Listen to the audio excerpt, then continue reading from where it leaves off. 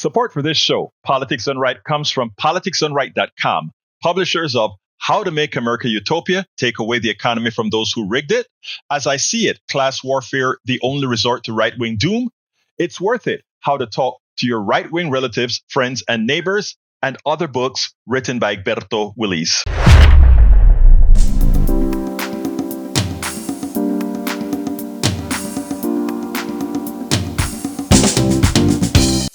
Welcome to Politics Done Right.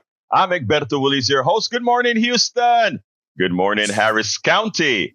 Good morning to the great state of Texas. Good morning to Northeast Texas, Southeast Texas, Northwest Louisiana, Southwest Louisiana, and to every nook and cranny receiving the signals from our 100,000 watt transmitter permeating into those cracks into that magical box known as radio, aka the Howard Reynolds machine. Anyway, folks, we are going to have a great show for you today. Of course, you know, today's Aquino Day. It's Thursday.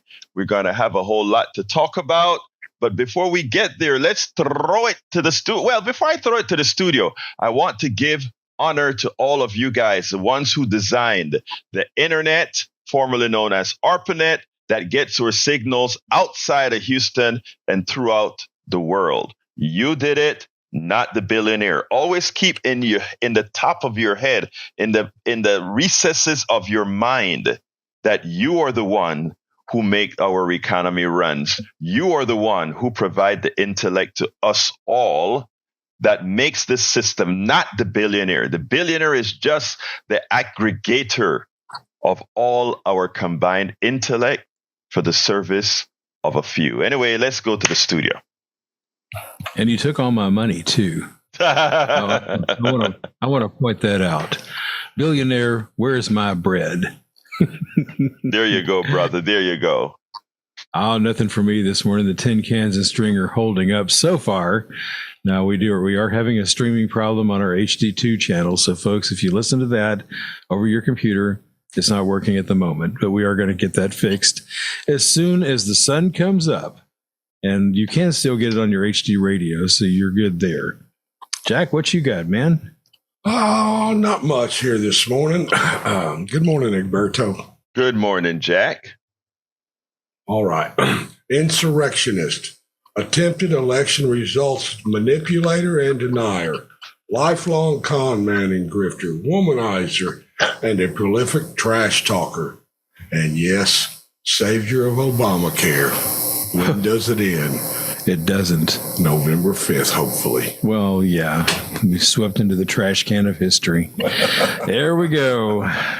Now, we're not going to change the direction of your show today because you have Neil Aquino, and it's Neil Aquino Day, and we want to hear what Neil has to say. So we're going to throw it back to you. All right, folks. Anyway, folks, we have a great show for you today. Before we get started with Neil Aquino, I want to remind you all that, and I am surprised Jack, well, I think Jack just did it as well, but let's reinforce it. The last day to register to vote here in Harris County, here in Texas, is October 7th. Folks, don't wait.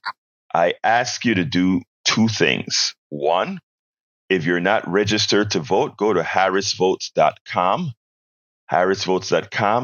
and get your registration form, fill it out, and mail it in or take it in directly to the county office. But please do that. Likewise, go if you think you're registered, whether you don't be sure. Over 1 million people got cut from the rolls.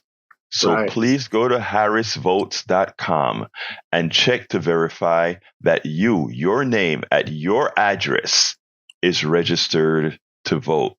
Look, we complain about Trump. Many of us, we know we have those who call in that love them some Trump. That's fine as well. It's a free country.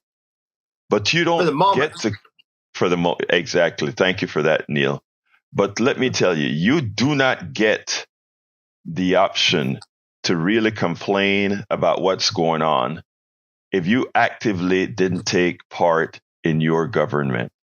Again, if you actively take part in your government, You can complain if things not going, but otherwise don't. But please, folks, go to harrisvotes.com and register, verify if you're registered to vote or not. And if you're not registered to vote, we are going to make a difference only if we put ourselves in the game. And you can only put yourself in the game if you're registered to vote. I think registration to vote is stupid. If you can go with an ID card or with whatever to show that you're a U.S. citizen, you should be able to go out there and vote. But again, all these are tactics to limit votes throughout the country about registering to vote and all that crap. So please, folks, they can attempt to deny your vote, but you can also take your vote. So, folks, again, harrisvotes.com. Go register to vote. I have other things to talk about, but let's first bring Brother Neil Aquino into the fold here. Neil, good morning. How are you doing, my friend? He is the founder of the Houston Democracy Project. He has had for several years now, every single week on Tuesdays, I think it is, at Tuesdays at 1 o'clock. He's out there. 11:30 to 1. 11:30 to 1 o'clock every Tuesday, making sure that the Cornyn office know that there are those of us out here who wants him to do the right thing. Anyhow, Neil, the floor is yours. Well, I actually appreciate you mentioning that the John Cornyn Houston office protest, 11:30 to 1, 5300 Memorial Drive. And this next week, October 8th, will be our 400th week. Our week 400. We began in 2017, except for Hurricane Harvey when the corner was underwater. We've been there for 400 weeks, and we are there so that people can see others like themselves willing to stand out openly and confidently for democracy. The things we've had thrown at us are batteries, potatoes, softballs, eggs, and lit cigars. And but the reactions are always 10 to 1, 20 to 1 positive. And we invite you to join us for our 400th week. This Tuesday, 11:30 to 1, 5300 Memorial Drive, and you'll be greeted as a liberator. We got extra signs, flags if you want them, and you'll be showing others that you don't have to be pushed off the public space by the right. So please join us on Tuesday for week 400. I am so proud of what you guys have done over the years, and you guys have been stalwarts out there. Now, Neil, you have several things to talk about. Tell me a little bit about that police dog. Well, let me tell you. So I went to one of our national night out celebrations, or I don't know what they call them, national night out. Because and they're in different Houston communities. It's a nationwide thing, and you go and there's booths set up, and your local police officers are there telling you that they're your friend. And they had at the National Night Out, which was over the weekend where I live, HBD had a robot dog. And I just wanted to comment on the robot dog because that thing was scary. The thing was scary. And you can go to the Houston Democracy Project, Houston Democracy Project blog at HoustonDemocracyProject.com. And there's a picture. I posted about it 3 or 4 days ago. That robot dog was so agile. It was so quick and speedy and agile. And the officer who controlled it, he's like, hey, he wanted you to think that that thing was your friend. And it was going up to kids.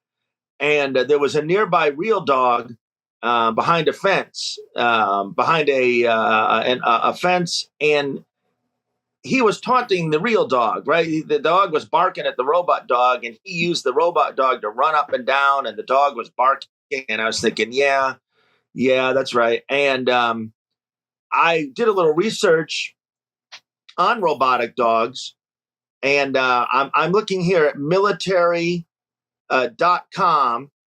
and the Army has sent at least one robot dog armed with artificial intelligence-enabled gun turret to the Middle East, and they tested it on the Red Sands Integrated Experimentation Center in Saudi Arabia.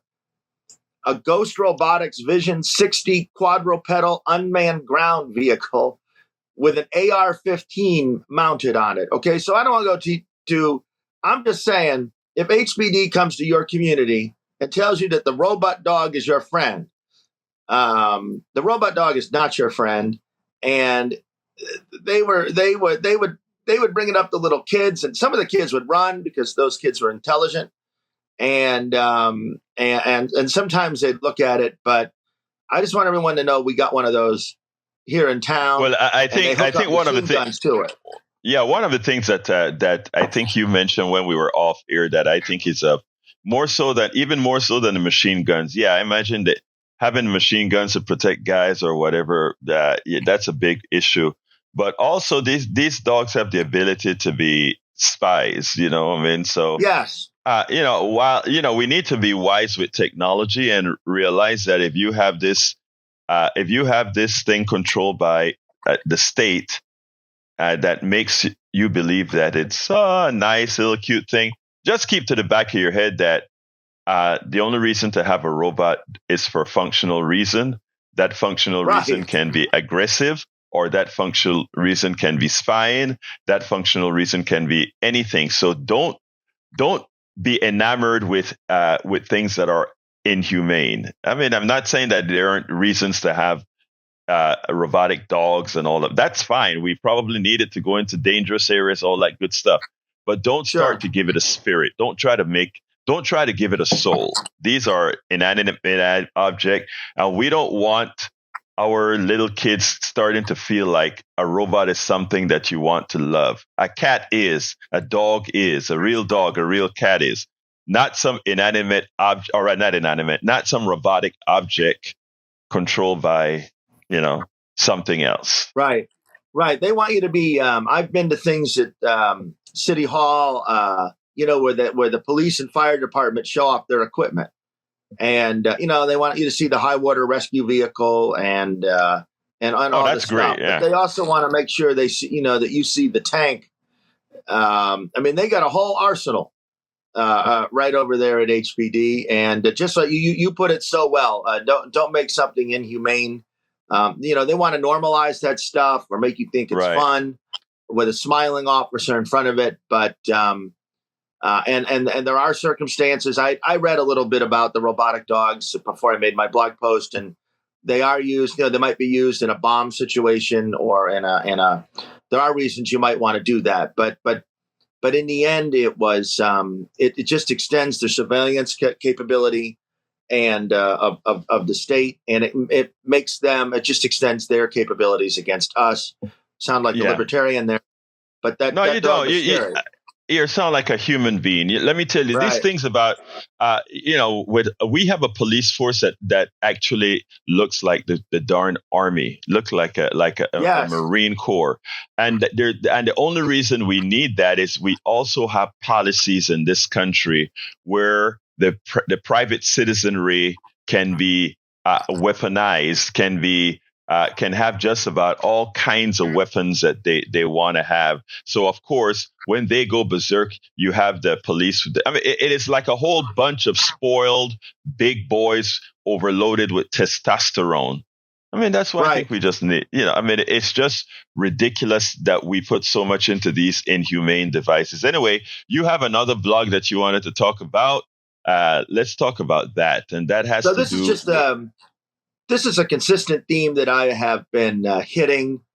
Let me ask you to hold a second, because we have a caller that I would like to get to, and then we'll talk about that. Come on in, Dawn.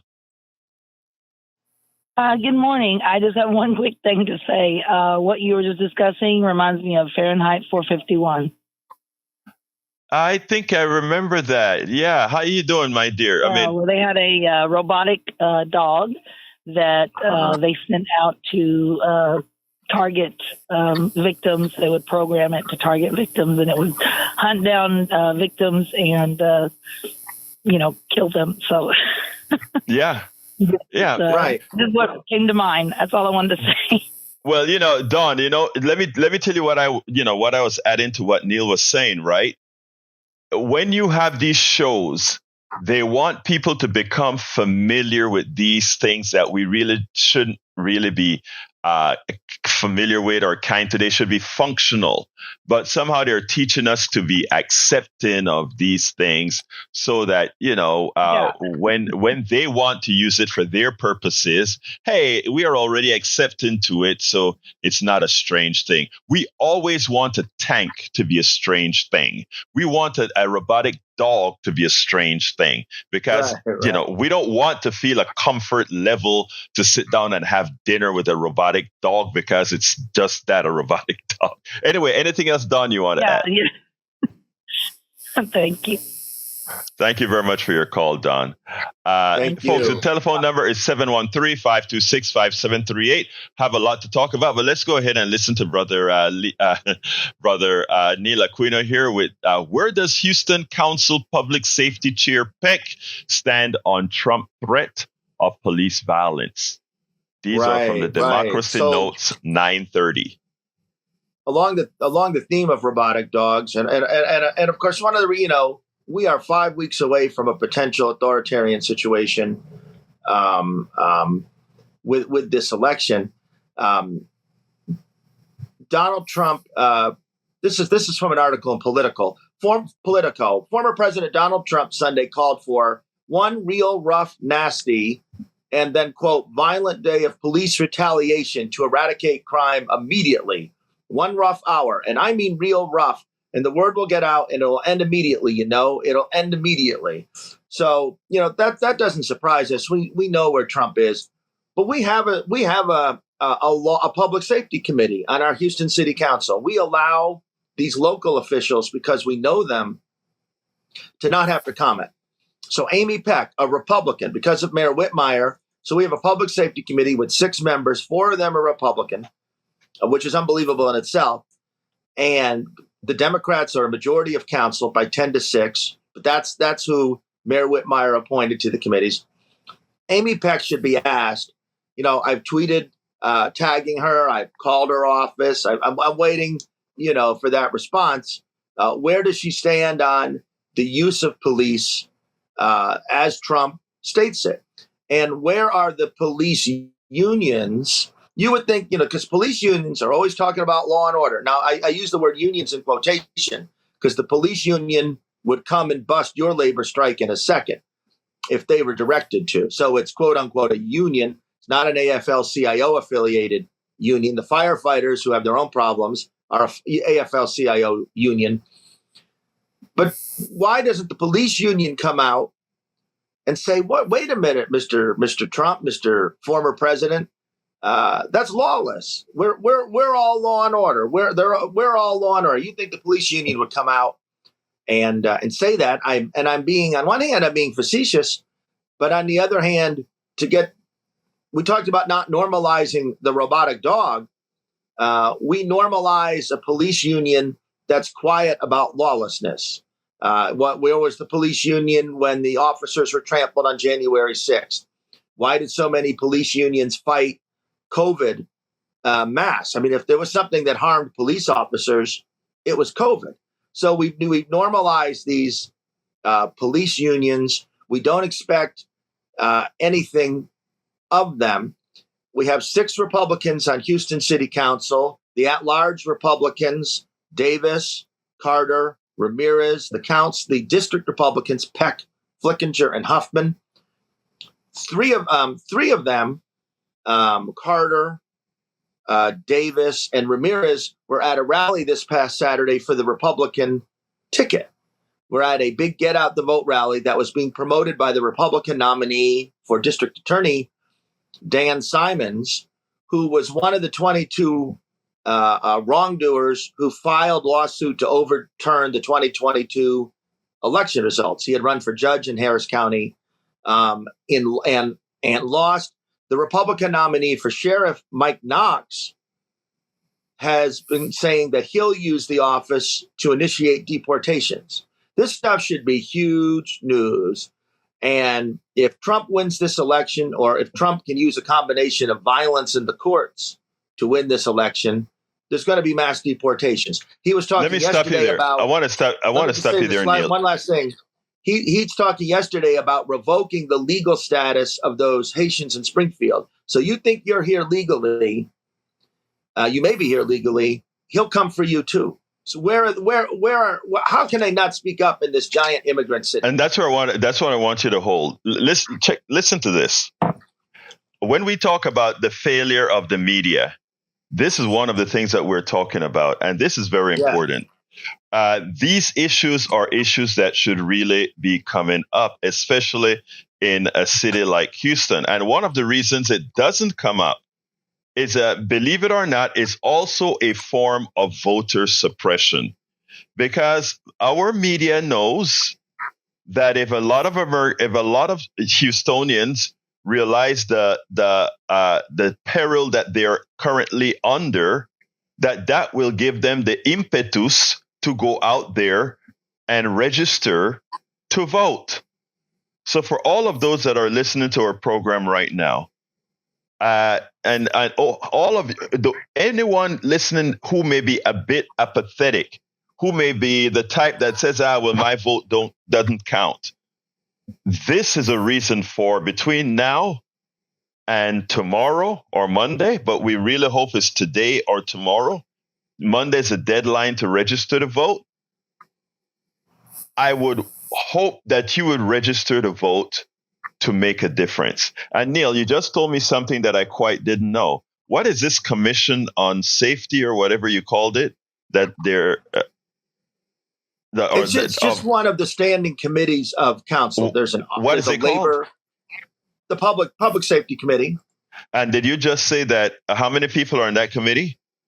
There are 6, and the I'd have to think offhand who. But that's fine. You said there are 6. Maybe it's 4-2 Republican, and the chair. Let's stop is right there. the Let's stop right. Yeah, let me stop right there. This is a democratic city with democratic values. And that is a committee that was appointed by the mayor. Is that correct? Yeah. Now, the mayor is also purportedly a Democrat who purportedly has democratic values, which those are very specific values. Is that correct as well? He tells you that. Now, secondly, there is this fallacy that somehow the Republican leadership are better on law and order. There's this fallacy that's been out there. I mean, even if you take a look at who president choose many times when they're going to choose a Republican or whatever, when it comes to things like law and order issues, they like to pick Republicans. I want to ask another question.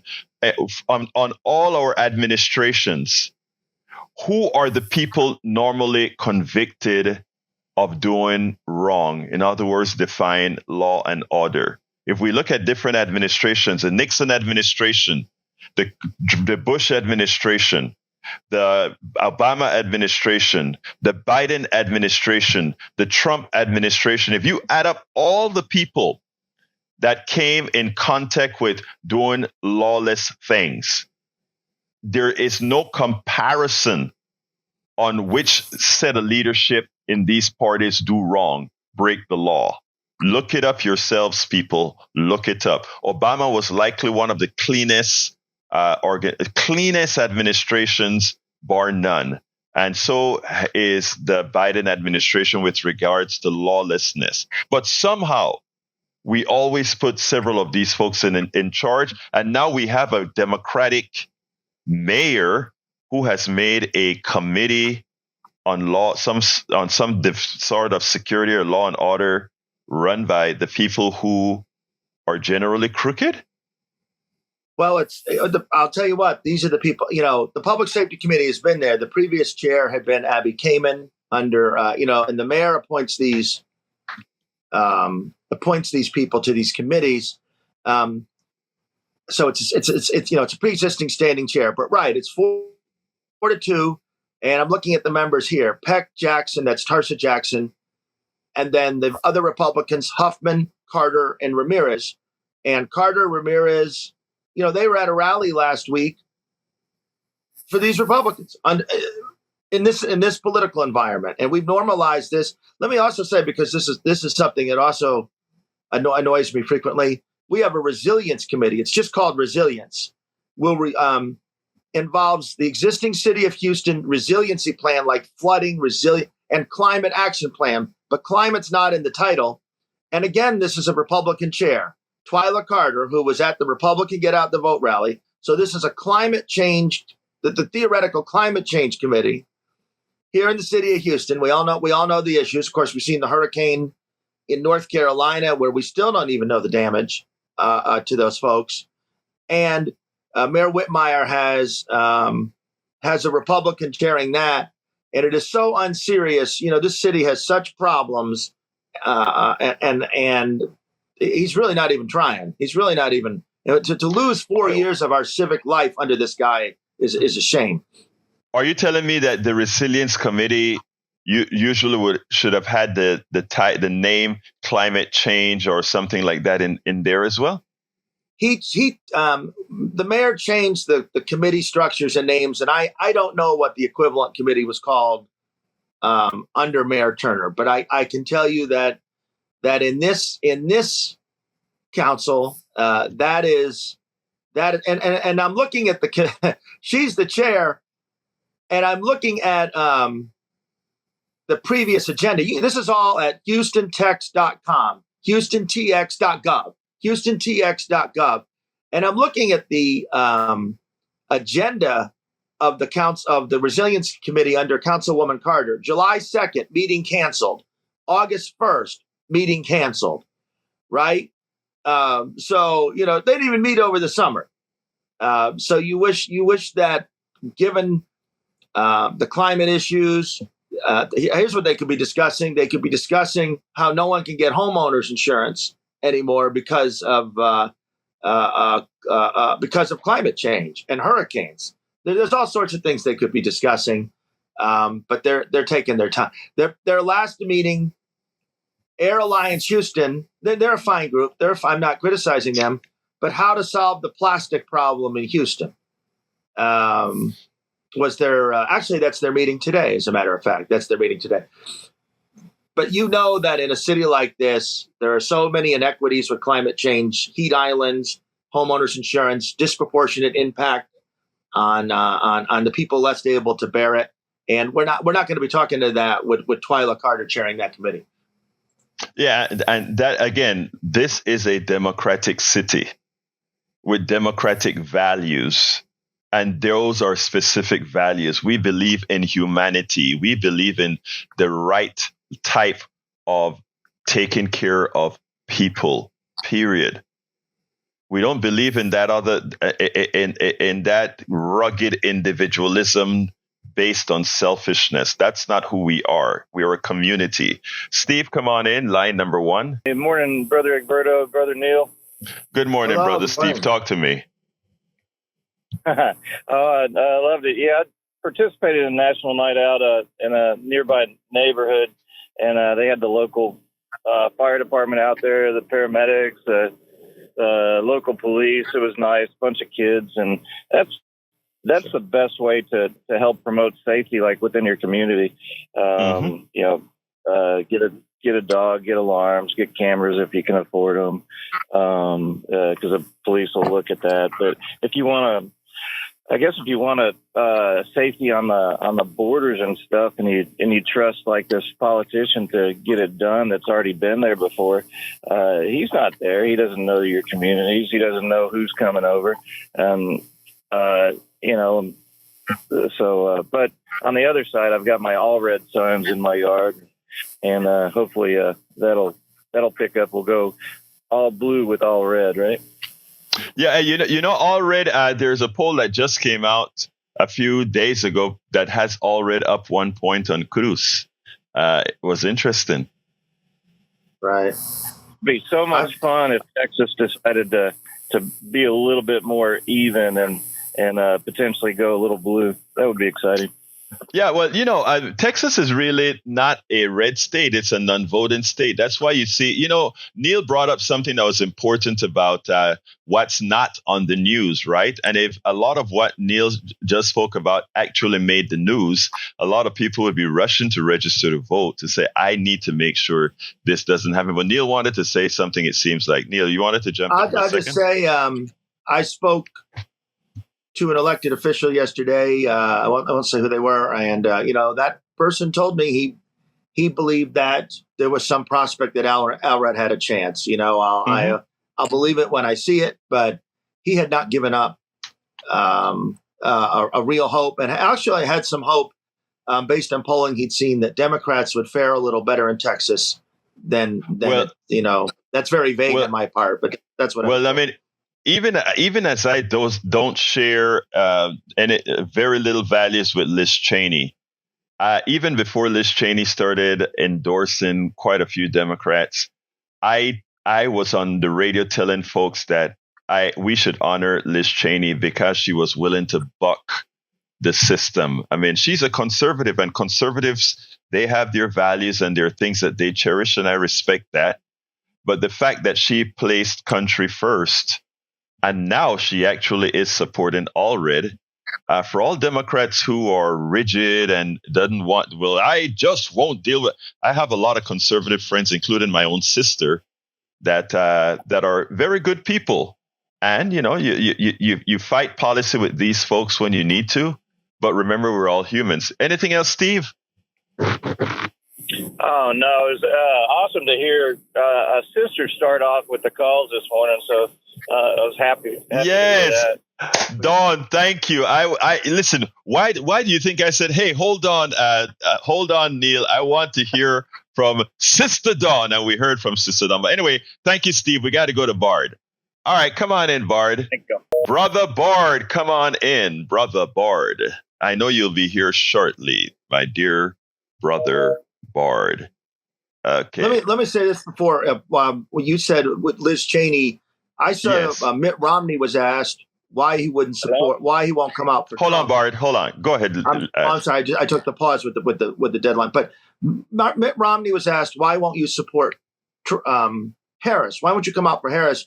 And one of the reasons he gave was that he was afraid of violence to him and his family. And you've heard that before. And with some of our local leaders, I don't have great sympathy for them because they've helped create this climate. But there probably are elected officials who would, but they've got these people scared for their safety at home. It's a shame. But what he also said at another time. Well, actually, it's not he who said it. Somebody else said, I don't know, if you get the endorsement from Mitt Romney, maybe that would be a negative. I don't know. Look, Mitt Romney, I think, should come out and do the right thing. Hey, Bart, come on in, my brother. Good morning. Thank you for taking my call. Neil, I agree with you on John Cornyn. I agree with you on the police drones. Keep up the good work on that. Thank you. I was wondering if you, Neil, could speak about KP George in Fort Bend County. A lot of listeners are in Katy. Mm-hmm. Shouldn't this guy step down? He's been indicted. He should be out of office if you're under indictment, right? You'll think I'm ducking it. I know exactly what you're referencing. So that he's been charged by the Democratic District Attorney of Fort Bend by the last name of Middleton. I'm sorry, I'm forgetting his first name. With he was faking social media, right? I have that right, Egberto, right? He was faking. Yeah, he was faking. Media. Well, yeah. Let me. Racist attacks are being made at him. Right, and I think that is a no-starter right there. I mean, as a black man, as a Latino, as a Caribbean man, we've gone through too much for somebody to make up stuff about people being racist against them. I have no sympathy for that. So, Bard, maybe I don't know what Neil is going to say, but in the case between you and myself, I am with you. I think that was disqualifying. Neil? I'll just say, in the case of, let's say, Eric Adams, who to me is a scoundrel in New York City, I don't know that I feel if you're indicted, you should resign by To me, that question would get to: do I feel that an elected official once indicted should resign? For example, if Lena Hidalgo was indicted by Kim Hogg sometime between now and January, which wouldn't surprise me, I wouldn't think that was valid and wouldn't think she'd have to resign. So I guess I'm not of the view that you have to resign if indicted. You have a look. You have a very good point. Hold on a second, Bart. Let me just address, because Neil made me think a little bit, right? And I think we all need to take new information that you get.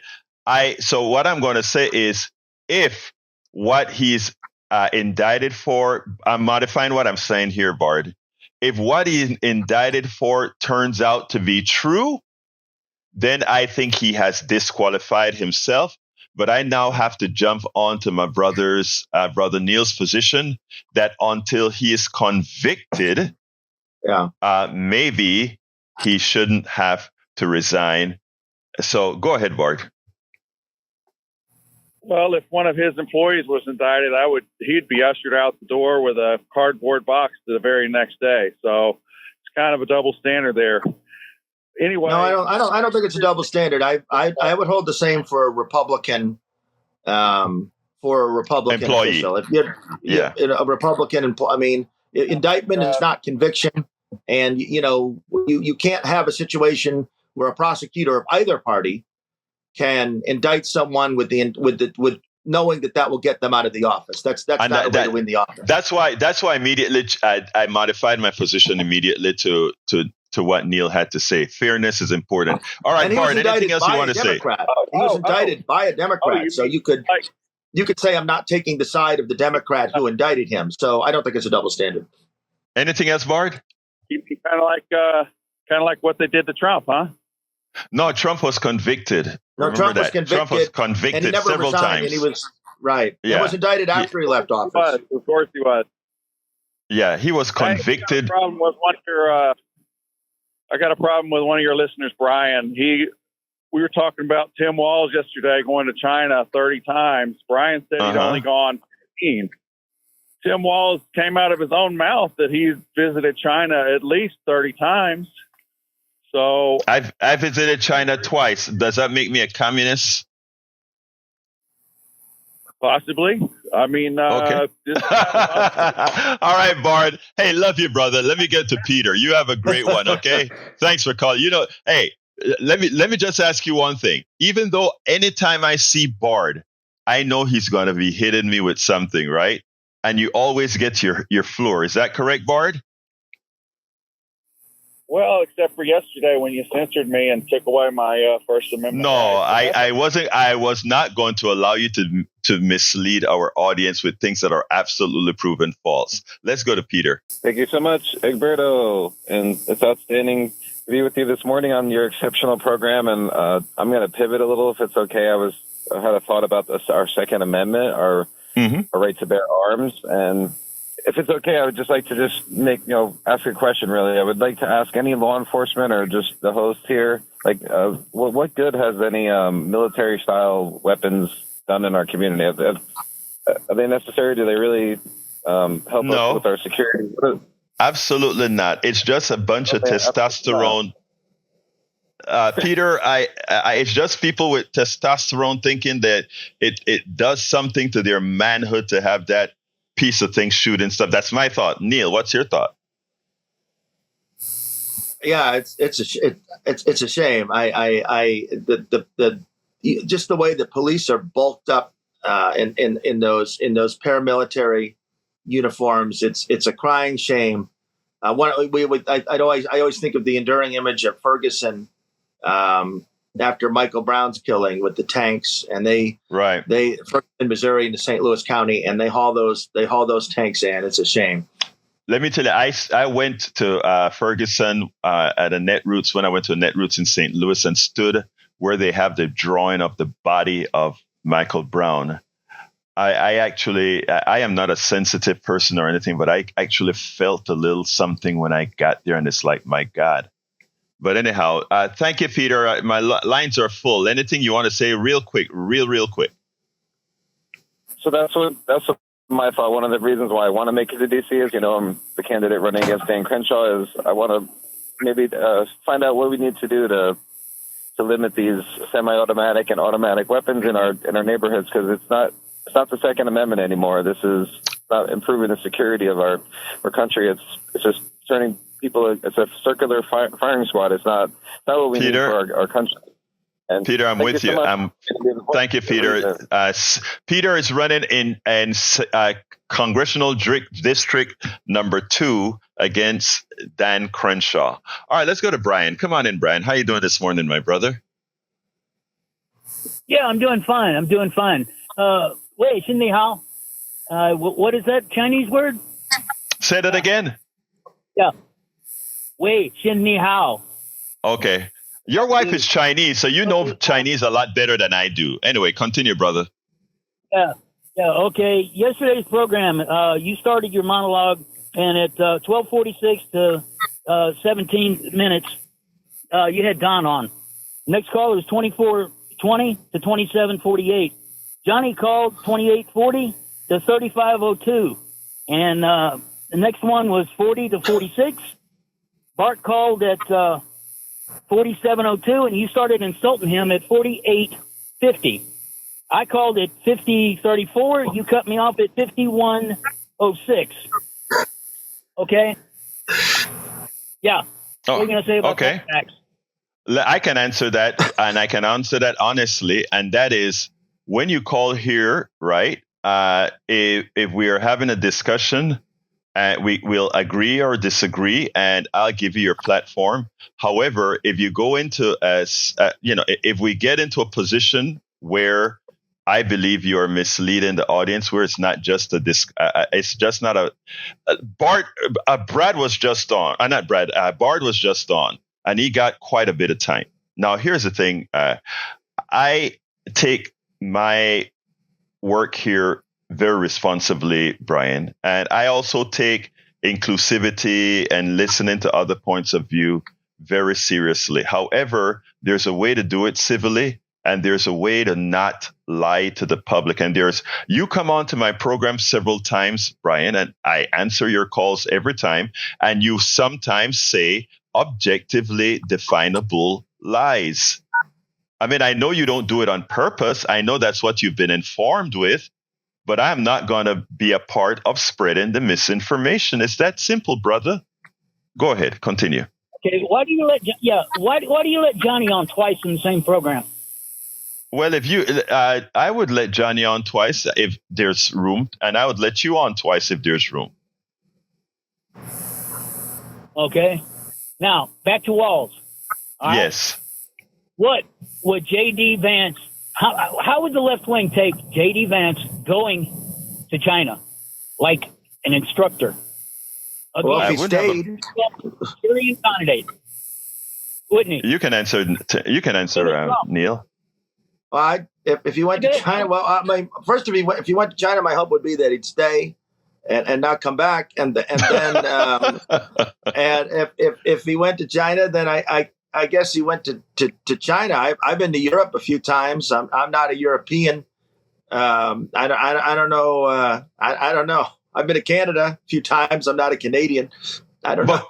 Yeah, but Brian, what's the problem? If he's a teacher and he goes to teach in China and that's a yearly thing, what's the problem there?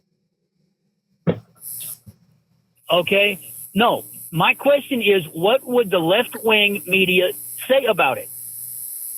I would say that I wouldn't say anything.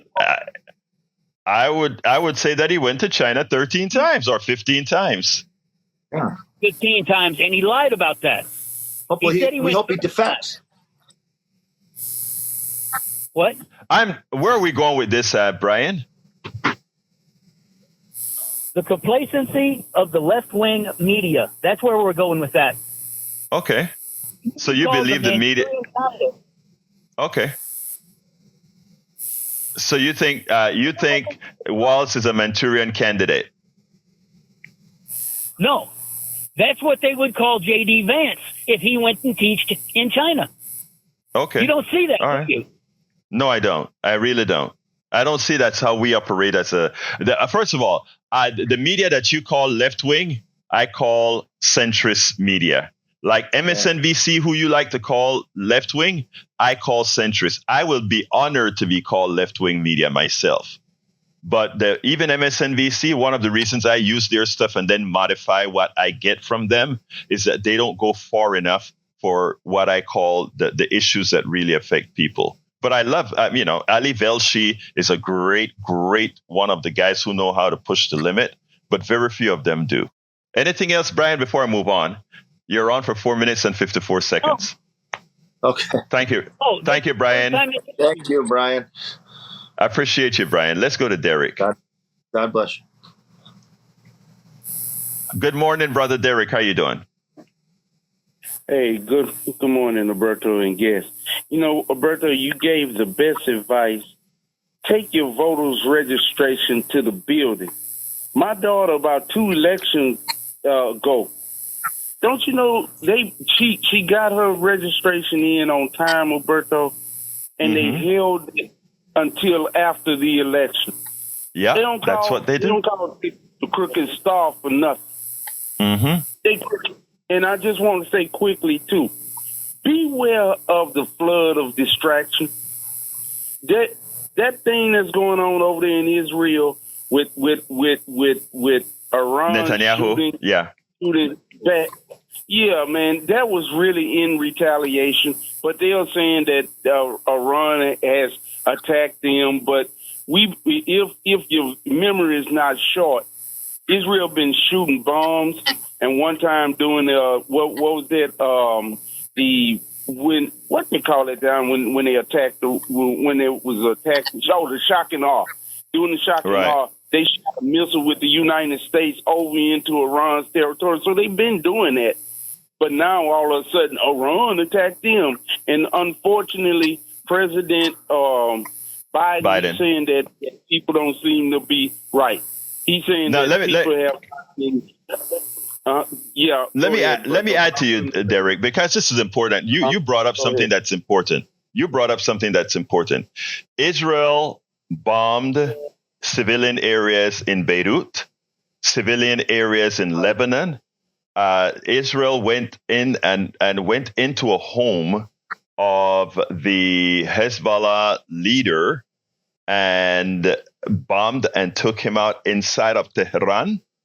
So Israel has entered various countries. They've extraterritorial. They've gone into several other countries, and they just did what they wanted in these other countries, right? Iran, and by the way, I am not talking about any of my Jewish brothers and sisters in the land itself or outside the land. I'm talking about military stuff now. Now, Iran sent over a whole bunch of missiles, 180 missiles, all targeted not to Tel Aviv, nice apartment buildings. As we watched those, I want everybody to understand this. As we watched all those missiles going into Israel, notice that they were all bombing military bases. It was a military confrontation. They didn't go after buildings. They didn't go after airports. They didn't go after apartments where human civilians were. But Israel, when it went into Gaza, blew up buildings. Even they know people were in there because they said there were terrorists inside the buildings. The people were collateral damage. When they went into Lebanon, they didn't care that they were knocking out human beings, civilians, because they said there were terrorists there. So again, if you want to take an objective look at how war is being, how these countries are doing war, objectively, forget about it being Jewish, Muslim, Christian, whatever. Let's just look objectively. When Israel wanted to take out its target, humanity did not matter. When Iran, and I am no fan of Iran, I don't want my daughter living in Iran under those draconian conditions women live under.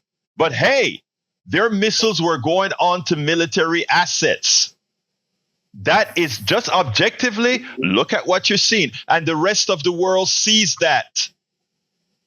You can put your head in the sand. The rest of the world sees that. Derek, my lines are full. I'm going to have to cut you. Give me one last sentence, sir.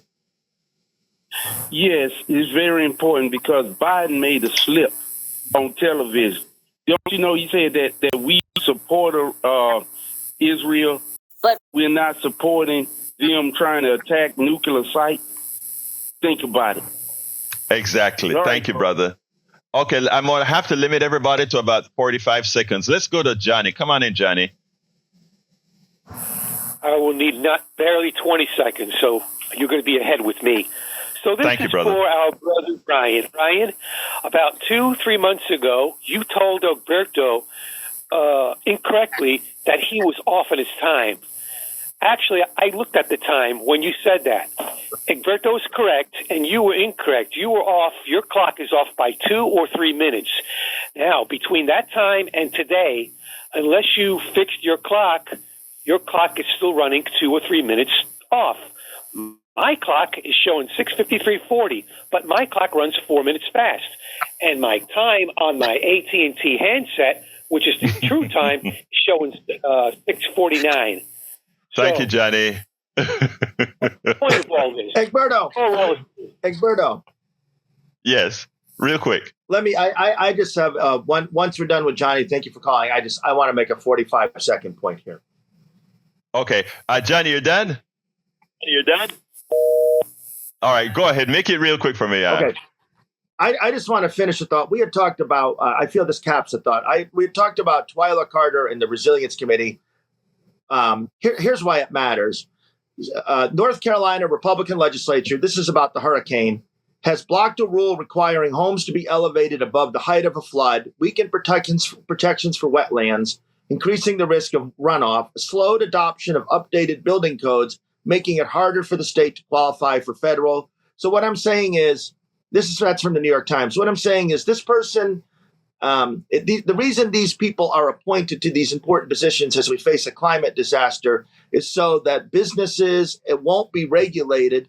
And what it means is that we're not properly protected. And that speaks to the disappointment of how we have a democratic city, and that's how we're doing stuff. Very, very important point. I hope everybody heard that. That's a very important point. All right, I'm going to go real fast. 30 seconds, everybody. Mike, come on in. Okay, Mike's not there. Let's go to Donald. 30 seconds, Donald. Oh, hey, Egberto. Oh, Mike is here. Go ahead, Mike. Yes, sir. Hey, you cut out, and thank you. Just a few perspectives on China. One personal, historical. My father was an oil executive in Houston. I graduated in the Houston area from high school. And I remember him saying how he was just so impressed, and he just loved Nixon for making an effort to open markets to China. You know, my dad did a lot of domestic oil production work in the Gulf, and also, tertiary, on land. But he also did work in the North Sea. And then, I just will never forget. Mike, you chimed out, Mike. Okay, Mike, you somehow we lost you, but I heard that your father was in China. We'll talk tomorrow, Mike. Let's go to Donald. 30 seconds. Okay. Good morning, Egberto. Good morning, Neil. It is not the technology, it's the human element that we have a problem with. Okay, and there is a dog that will not run away from Harry, and a dog that your daughter can have because you won't let her have a real one because you don't want her to feel the disappointment if something happens to the dog. And that's all I got to say. You know why I love Donald? Donald actually listens. Donald hears my stories. Thank you, Donald. Man, I love you, man. Thank you for remembering that story about my dog. You too, brother. Let's go to brother Harry. Harry, 30 seconds, my brother. Hello, panel. Hello, Egberto. I have to make this real fast. I was listening to a show called Reveal on NPR last week, and William Barr, Donald Trump's former attorney, let this drug guy who came from Guerrero, Luciano Fuentes, and I was just wondering, if this is about your sister, how can she support Donald Trump when he's a hypocrite that allows a drug dealer to come in here who did cocaine, and then they drop the charges, then he comes back, and I believe Kamala Harris prosecuted him. How can your sister support a criminal in Donald Trump who's a hypocrite about these people that come in here that are undocumented bringing drugs and crime when he let the guy Thank you, brother. come in here? I agree with, by the way, You're right, Harry. I got to go to gym, but I agree with you, and I'm still working with my own sister. Thank you, brother. Let's go to Brother Jim. Hello, Egberto. Hi. Listen, I want to talk about the media and how it's very biased and not fairly taking both sides. But honestly, it's going to take more than 30 seconds. So can we talk tomorrow about this, please? Absolutely. Please call me early, Jim, and you'll be first in the line. Thank you, brother. Let's go to Brother Lee. Okay. Line 1. I don't know who that is. Come on in. Just talk and I'll acknowledge you. Give me your name and I'll acknowledge you. Line 1. This is Lee. Is it line 1? Lee, go ahead, Lee. Talk to me. Yeah, okay, I'm watching my 30 seconds here. One thing, brother, about Israel. A, I hate Netanyahu, so do my whole family. B, when you have an organized terror army that deliberately hides itself in civilian facilities, what are you going to do? Tell people to get out and then bomb those facilities. I'm sorry, that's just the way it works over there. Nobody likes to kill civilians. Nobody. B, Iran was not aiming 180 plus missiles just at military installations. The entire country, except the very far south, was under air raid alert. You can get the alerts yourself. You can see the maps. Please get all your facts straight. We all need to do Lee, that. Lee, can you call to Lee? Let me tell you, I am very respectful about all these issues. I'd like you to call me back tomorrow. Let's continue it. Okay, brother? Yes, I'm a sister. All right, great. All right. Oh, sister. Sorry, forgive me. Oh, I got to go to the studio. Come on in, studio. No, nothing here. Jack, you got anything? Jack says no. So go ahead. All right, and take Lee. take your time. All right, thank you, Lee. Give me your closer. Oh, she's already. I'm not Lee. Wait, no, not Lee. I'm talking Neil. My bad. Right.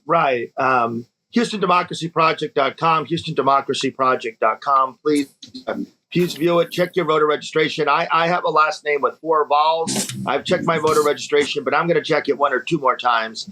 And I encourage you maybe even to check it multiple times.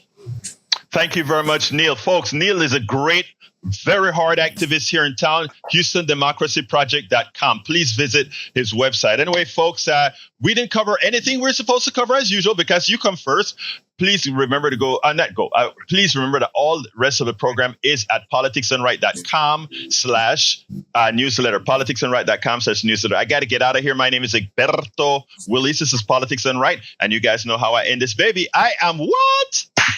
Out. Support for this show, Politics and Right, comes from politicsandright.com, publishers of How to Make America Utopia, Take Away the Economy from Those Who Rigged It, As I See It, Class Warfare, The Only Resort to Right-Wing Doom, It's Worth It, How to Talk to Your Right-Wing Relatives, Friends, and Neighbors, and other books written by Egberto Willies.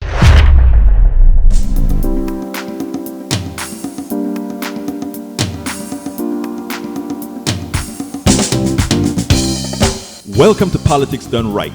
I am your host, Egberto Willies. This is a progressive program that will take the mystery out of politics. This is the program that will encourage you to